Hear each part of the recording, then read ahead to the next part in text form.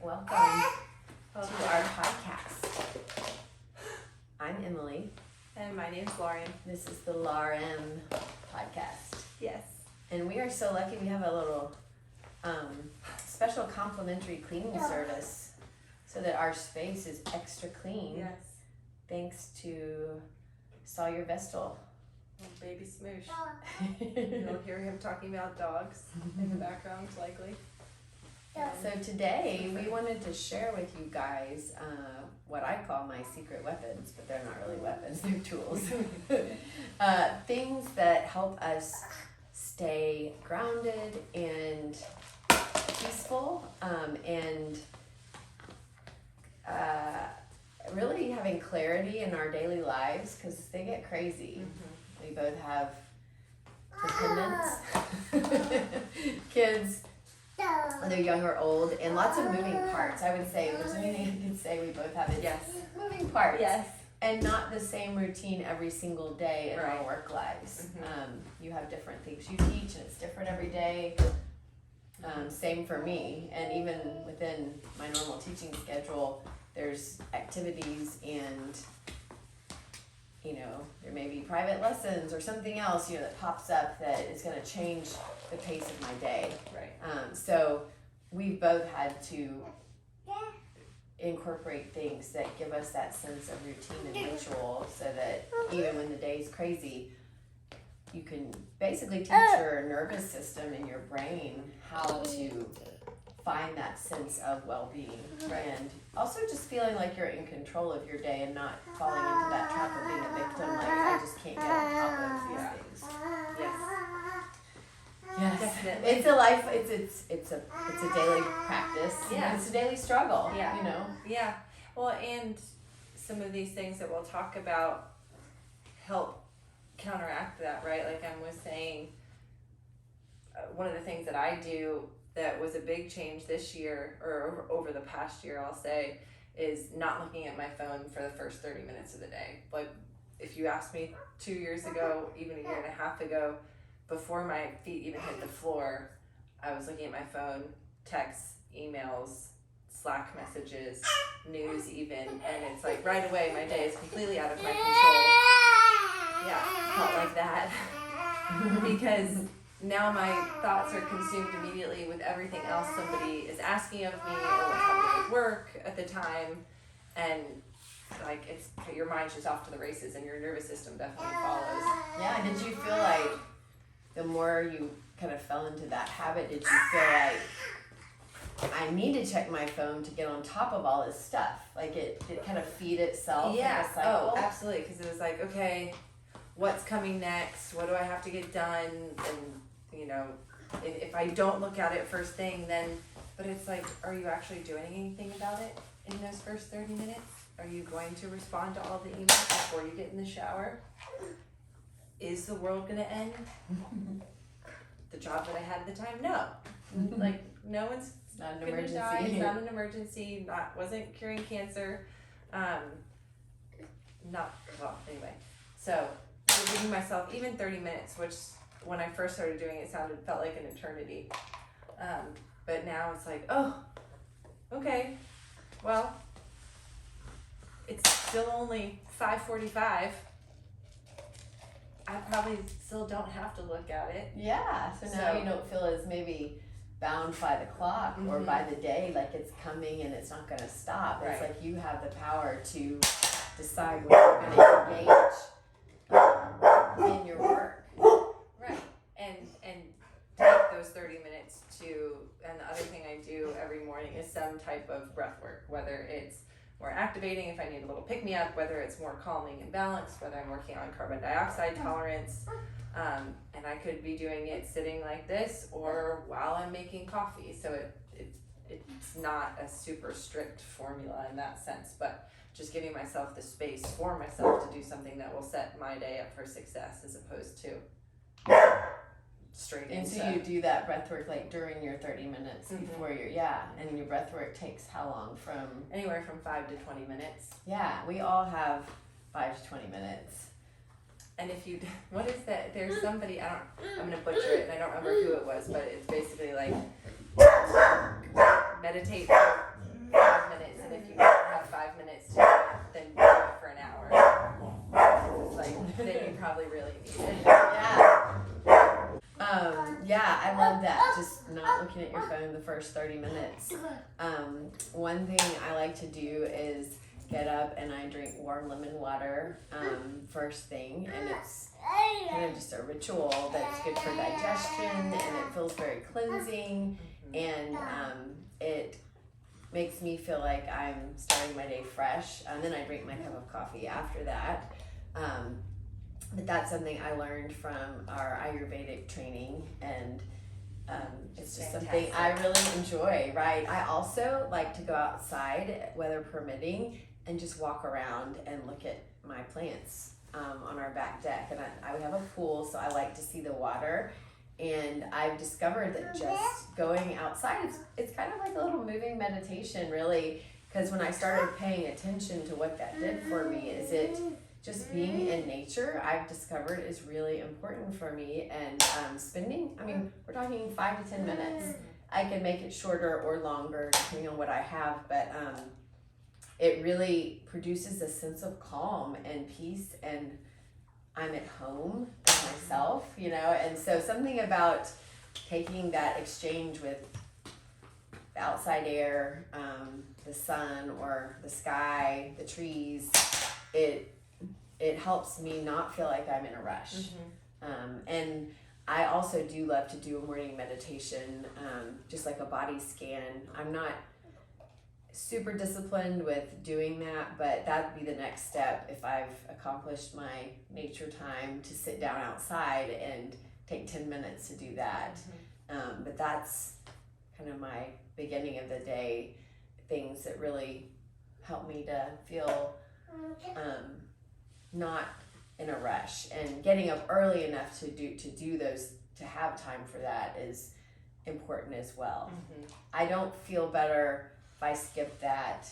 Right. I mean, sometimes you need to sleep, but I've also found that the extra 15-20 minutes, it's better spent doing that thing that recharges me than it really is being in bed Or starting your day off in chaos. right, instead of Just feeling calm. kind of like I can't catch up. Right. Yeah.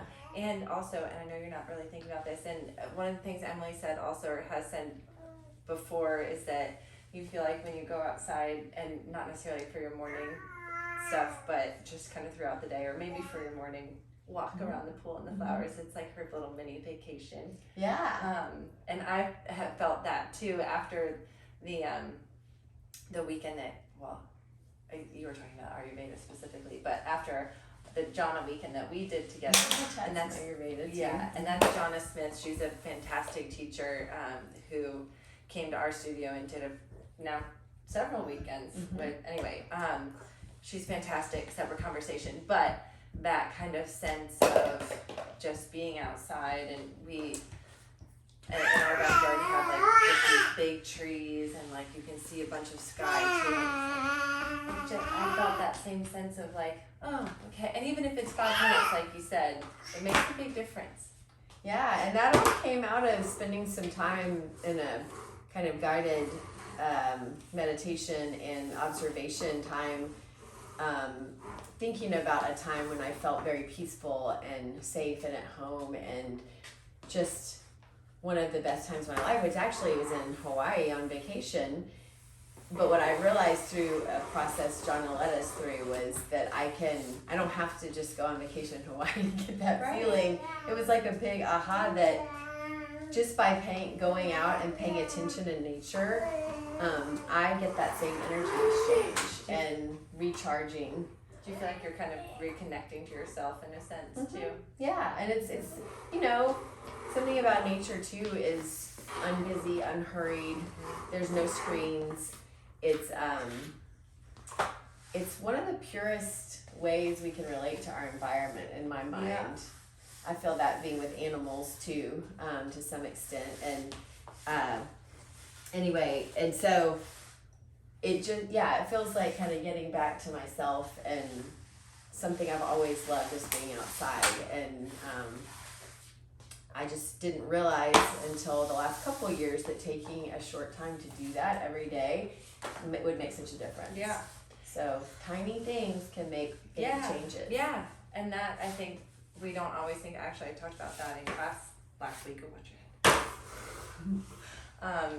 Was that these little things, these little habits that you kind of build your life upon, turn into your life, and can either set you up for success in the life that you want or not, and they compound on each other. So making that into a sustainable habit or routine or ritual can really change your life. Mm-hmm. And it makes you feel empowered too, because on a day when you have a lot ahead of you, or you know it's going to be, thank you, busier than usual.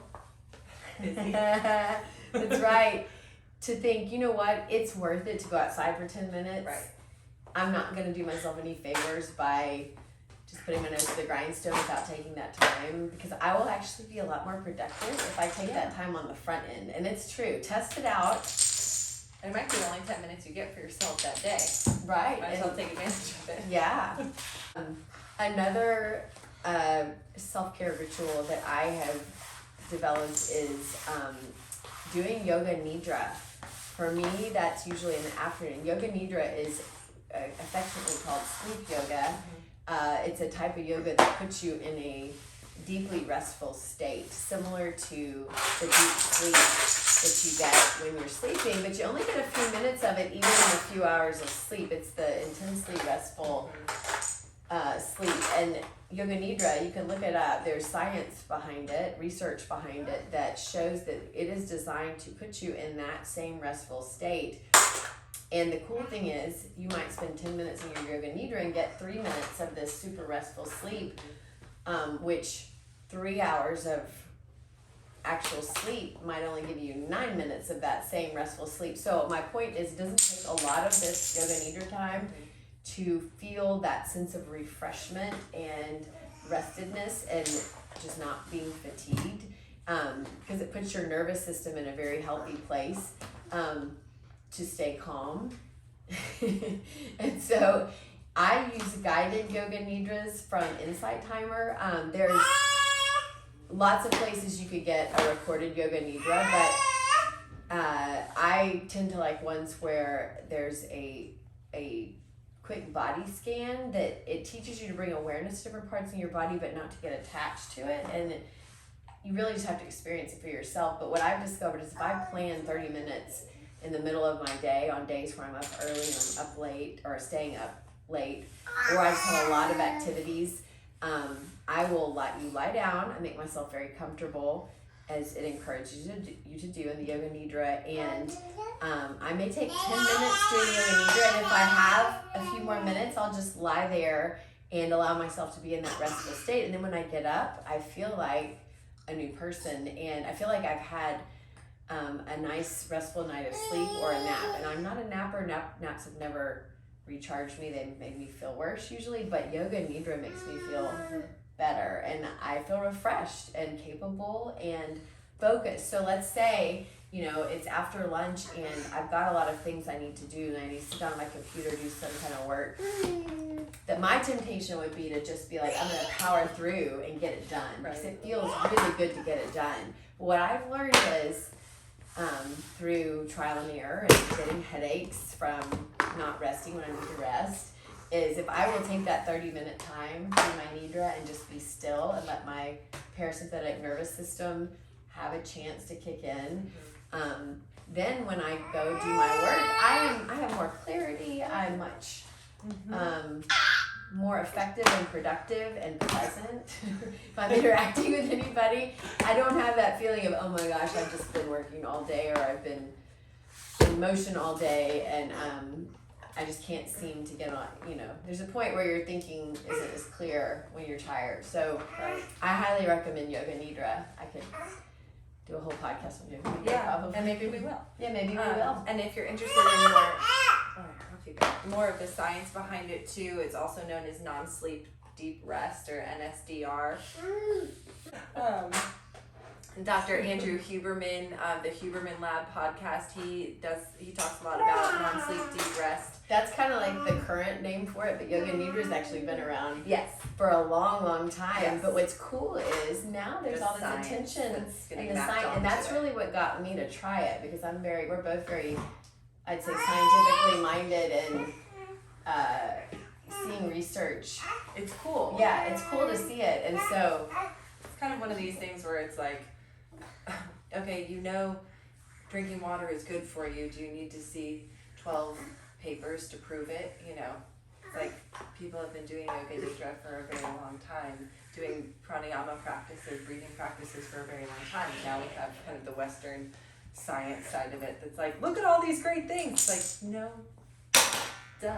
yeah, the yogis were onto some good things before they could really explain it. Mm-hmm. Yeah. So it's cool, and we like that side of it. Yeah, we do. too. We like the science and the. Mhm. I love that you can come at it from different angles, Yeah. whatever your background is. Because if you've been, in a scientific or a healthcare background or medical field or health sciences, Mhm. it's cool to see some of the yoga practices substantiated now Right. with that data. Yeah. And also, I was reminded of this talking about, mentioning Huberman, your morning time outside is also helping to set your circadian rhythm by getting low angle morning sunlight in your eyes That's cool. outside. Oh. Doesn't count through a window or a windshield. Oh. Be outside. So there's something There's to science that. behind it. Oh, that's cool. Yeah. Wow. Well, I'm sure we'll have other podcasts with more of our self-care practices that we've discovered, and we love sharing those. And if you try them and they work for you, let us know. We want to hear about it. Yeah, we'd love to hear what you Shoot guys us a do. comment or DM us. Yeah. on social media. We're here. Love to hear from you. Yeah. Okay. See you next time.